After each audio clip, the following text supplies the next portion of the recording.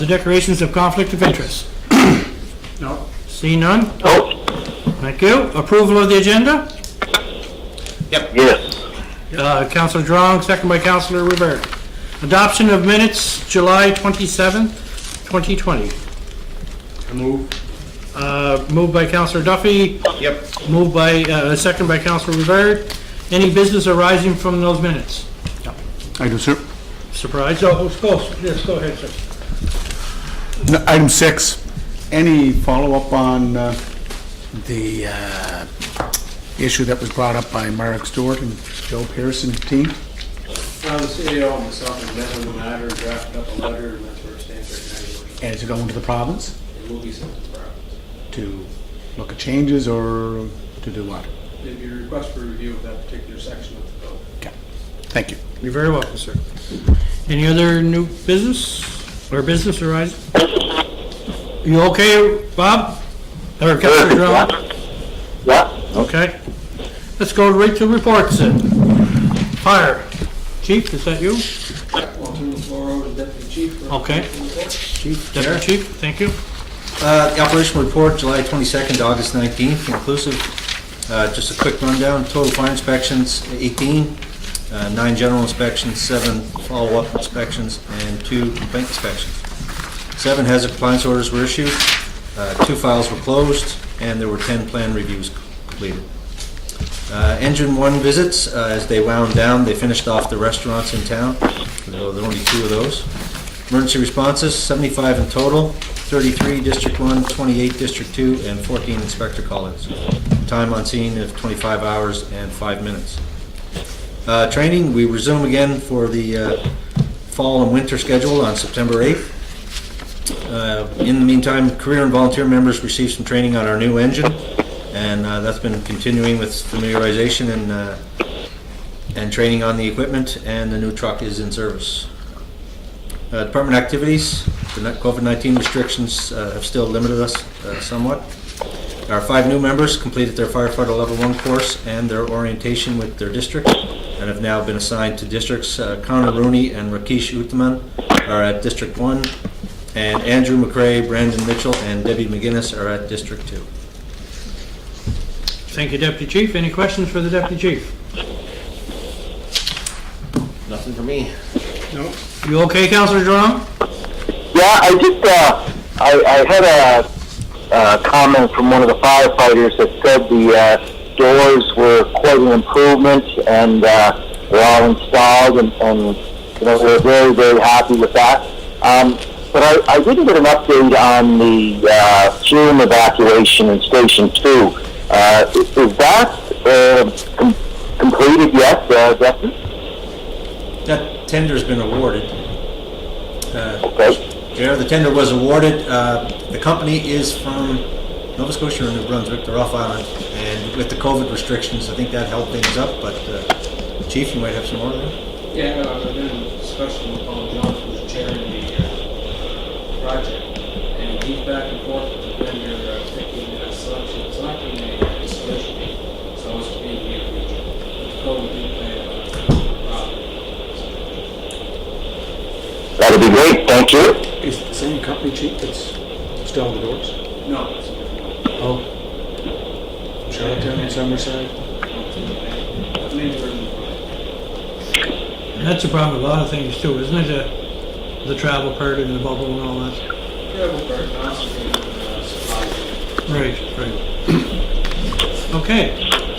We all good with that? Yeah, I am. Okay, thank you. Okay, let's go to fire updates, Chief. A few items, Chair. Radar 1 replacement, purchase order addition for August 19th.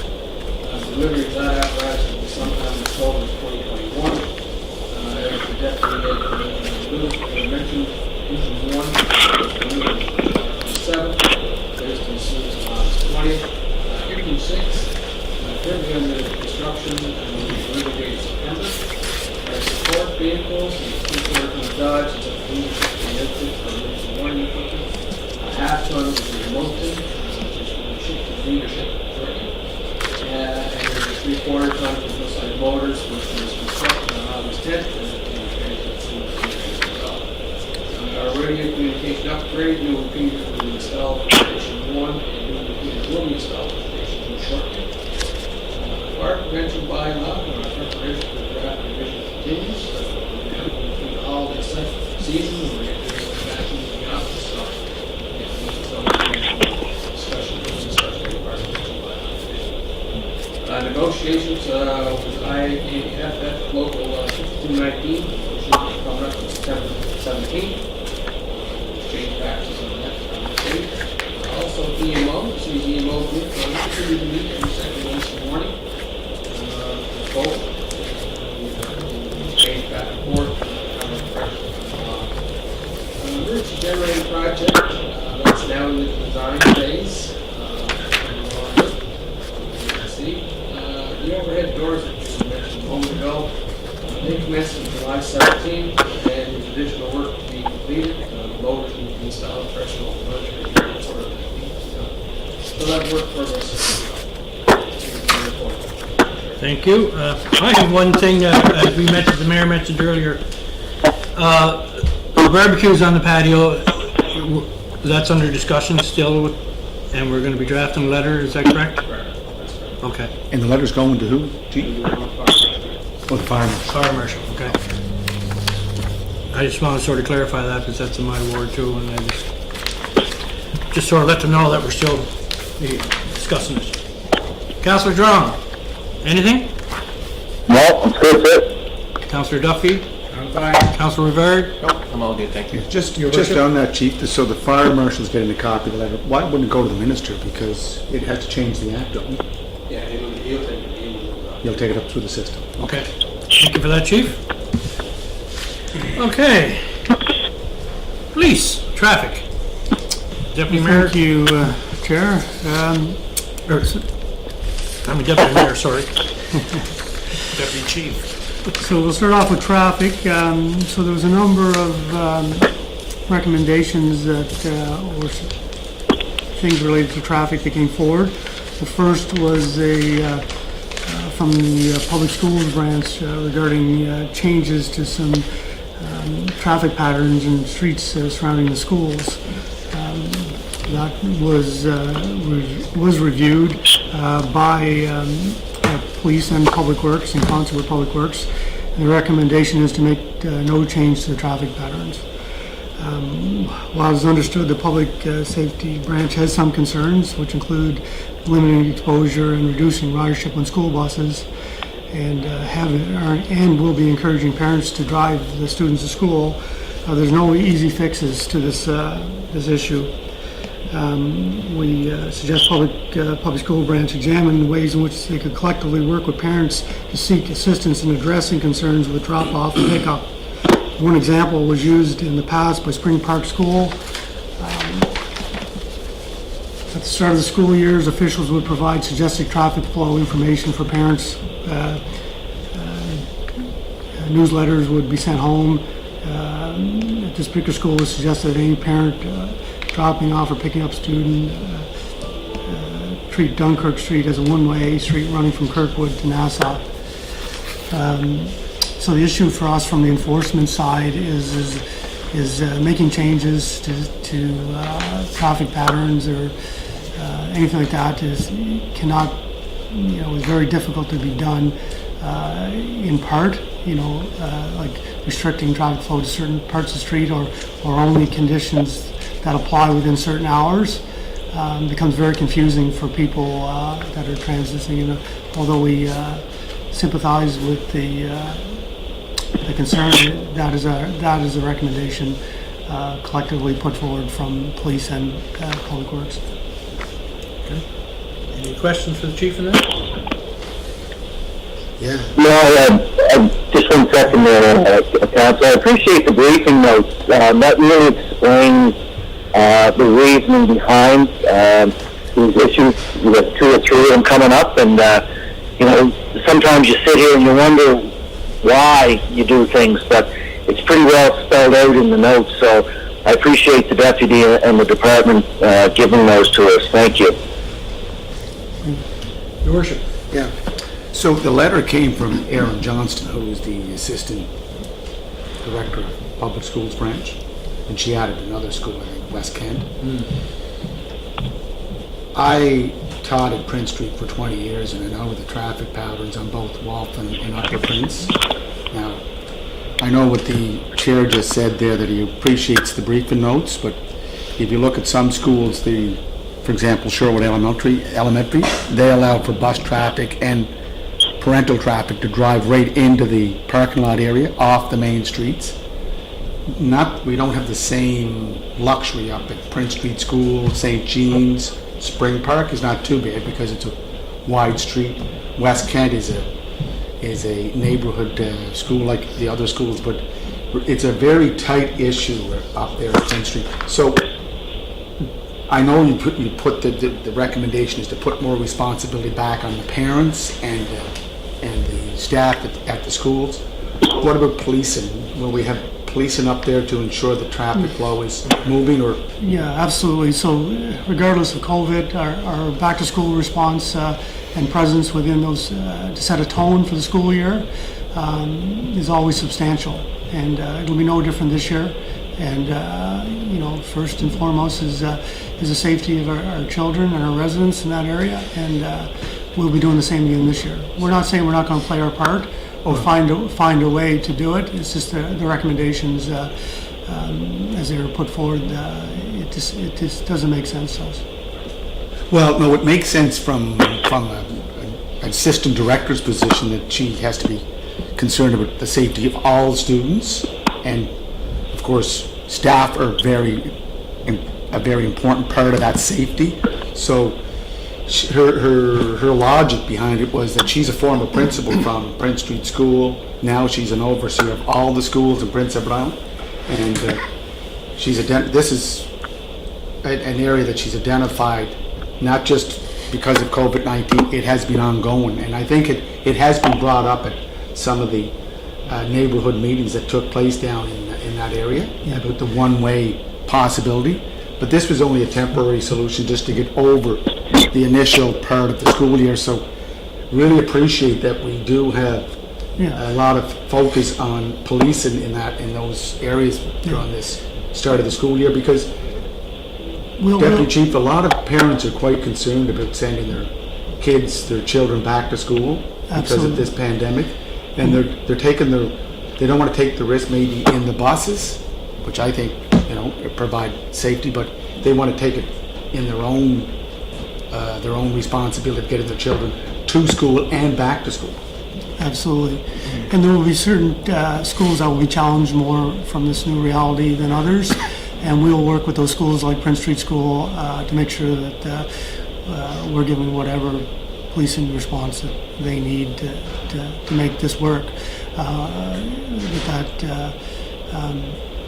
That won't be a recommendation to change the patterns to make that work, but we will work with those schools and the community to find a solution there. Yeah. So we'll be responding to the Assistant Director of Public Schools branch with this backgrounder? Yes. Yeah. I'd just like to make a correction on that Sherwood School, but the parents aren't allowed in with their vehicles, or even in person, when the buses are at Sherwood School. The parents are strictly restricted to the Cody Banks Park. Yeah, but my point is, Councillor, I know what you're saying. They're off the street, Maple and but they're and not Pine. in with the buses. They're under pain of death. What's that? Especially if you have a 9-year-old telling you what to do, you wouldn't dare go on to where the buses are with your car. No. It's just no. But they're off-street unloading. Prince Street, you don't have that luxury. Yeah. You're Okay, right yeah. on the street, Right. and there is traffic going up and down that street all day. Yeah. And then there are traffic, the traffic that does stop and park, stay there all day too. So it's just that we have to try to work with this re-entry to the school. And as I said, parents taking their students to school and then taking them home from school, it's going to be quite a challenge this year. Yeah, absolutely. And we'll stay in constant contact with the public schools branch to make sure that we can put the best possible situation forward here as we get closer. Okay. Your Worship, why couldn't they, at Prince Street, for example, why couldn't they usher the parents in cars dropping kids out? Why couldn't they usher them kind of off of Prince Street through a certain far away from the school area, still on Prince Street's Lane, over to Walton Drive. Drop the kids off, keep going to Walton Drive and get out of there. Yeah, so at one point, Counselor, the buses did go off the street, Yeah. right next to the school, but the problem there, over a number of years, carbon monoxide from the buses. They wouldn't shut off the buses. So all those grade 1 classes on the east side of the school, they were just hauling in, that carbon monoxide was an issue. Yeah, that's known not to be good for you. No, no. Thank you. Okay, that's good, so you'll stay in contact with the Eastern School Board, and Absolutely. thank you. The next traffic-related issue was a concern or some suggestions brought up by Councillor Mike Duffy at the last council meeting on August 10th, suggesting that he's bringing forth suggestions from residents about reducing the speed limit from 40 kilometers to 30 kilometers, installing 3 permanent speed bumps within 9 meters of crosswalks or stop signs, and enforce no truck traffic. So again, when we have a suggestion like this, we look into them on an individual basis and in consultation with Public Works. But again, there is recommended no changes to the current speed restriction or speed bumps. Regarding the speed bumps, the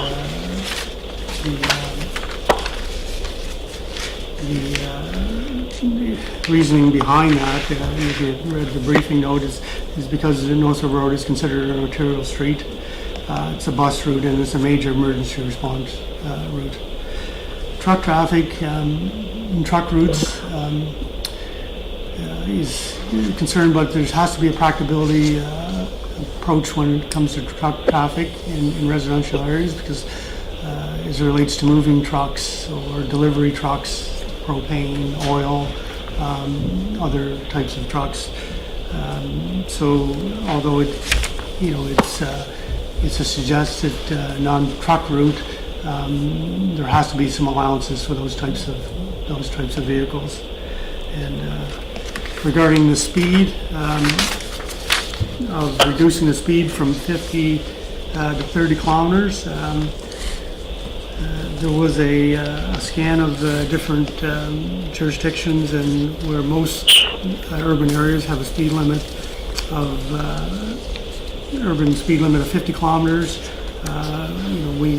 40 is in the city of Charlottetown, reduced to 30 in that school zone. So we wouldn't be recommending any changes to that also. Kevin, would you be writing back to the author or the promoter of the petition? We can do that. Advise them Yeah. of your addressing the recommendations? Absolutely. Yeah. I will have to find who exactly that is. You don't want to be writing 202 people, but I will find out who is the secretary of that organization, Yeah, that'd be appreciated. neighborhood organization. Yeah. Okay. Thank you. Thank you, Deputy Chief.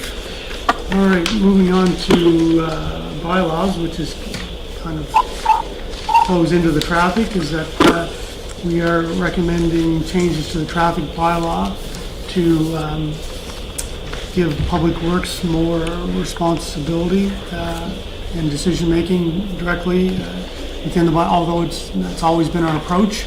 There'll be changes within the traffic bylaw proposed to make that a formal decision-making process. An example of that is Section 7 of the traffic bylaw, where it says that all traffic control devices existing at the time of the coming into the force of this bylaw and allowed to remain there after shall be taken as placed and authorized, and where before it only said the chief of police, it's recommended that the change include by public works manager and chief of police, and that will be a theme throughout the bylaw to that the inclusive or collective decision making. Are you with that, Councillor Duffy? Yeah. Councillor Rivera? You okay, Councillor Drong? Yes. Your worship? Thank you. Moving on to personnel. We're doing some training, use of force and re-certification, and also our long-awaited drone training will occur in the first week and a half of September. So 5 of our officers will be sent to the drone school in Summerside to be taken up to advanced level drone pilots. And in the second week of that training, they will be trained on the unique features of the drone that we have acquired. So we expect in mid-September that our drone will be deployable and operational, and we look forward to having that in place. Any questions? Everybody good with that one? Yep. Okay, And thank you. Now I'll pass it over to Constable Coombs there to give us some briefing on some community policing initiatives. Deputy Chief, sorry. Constable. Sorry, Sean. No problem.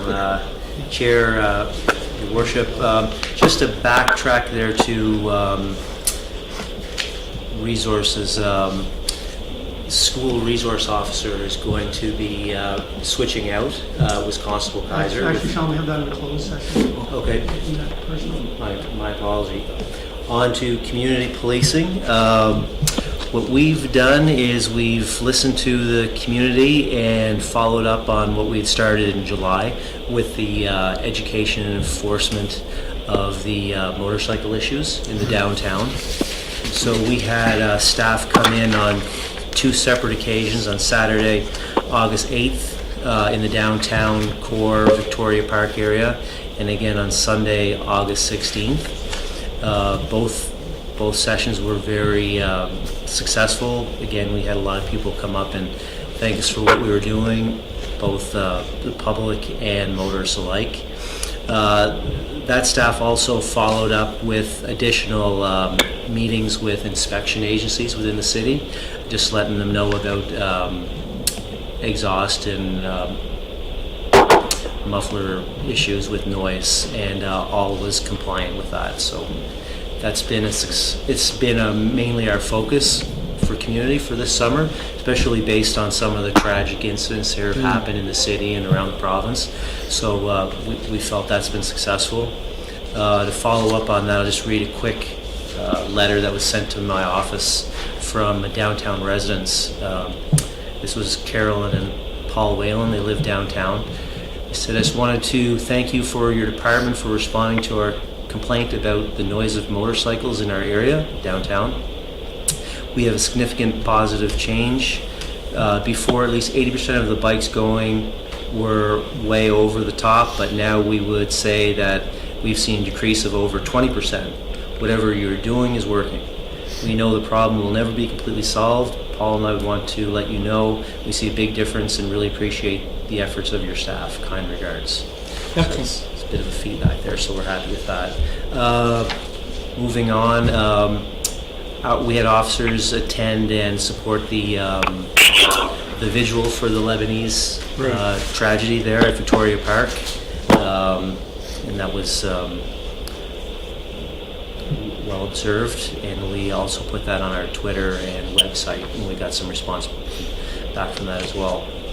And then just finally, I'd like to thank ownership and management of Dairy Queen for donating a large supply of sundaes and coupons for our bicycle helmet program that Constable Kaiser right now is passing out to kids that he sees on the street, doing the proper helmet wearing policies. So that's where we're at with the community. Excellent work. Councillor Duffy. Thank you, Deputy Coombs. Deputy, is the annual sale at the police department going to take place again this year as usual in September? It should. We were a little late getting it done last year. I think the plan is to have it a little sooner than we had last year. Thank you. And the bikes are filling up, so yeah. Councillor Rivard, you okay? I'm good. Councillor Jerome? yes, sir.